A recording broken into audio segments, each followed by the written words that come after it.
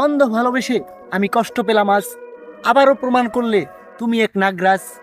আমাকে কষ্ট দিলে সুখ পাবে না তুমি, সেই কথা এখন বুঝে গেছি আমি।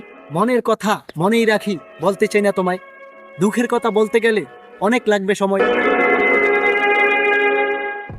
বিল্লাল ভাই আমাদের লাখো মানুষের ভালোবাসার রাস্তা, তার কাছে কোনো হ্যাটাশ্রেই পাবে না কোনো পাত্তা। বিল্লাল ভাই আমাদের অনুপ্রেরণা এবং ভালোবাসা, তাকে নিয়ে কেউ করবে না কোনো কানাকোষা। তার কাছে আছে ভালোবাসার অনেক গুণ, তাই তাকে ভালোবাসতে আমরাও তার পাশে গিয়ে করি গুনগুন। সালমান শাহর মৃত্যুকে যারা বলেছে আত্মহত্যা, আসেন তাদেরকে এখন করি একটু শায়েস্তা।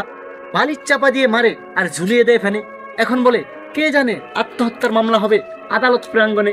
সত্য কখনোই চাপা থাকে না, আবারও দেখলো সবাই, সালমান শাহর ইতিহাসকে কেউ করতে পারবে না জবাই। তাই আসেন প্রিয় নায়ক সালমান শাহর হত্যাকারীদের ফাঁসি চাই সবাই।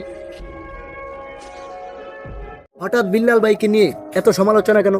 তার কাছেই অনেকে অনুপ্রেরণা পাইছো, সেইটা ভুলে গেছো যেন। ভুল ভ্রান্তি মানুষই করবে, ভুলের ঊর্ধ্বে কেউ নয়।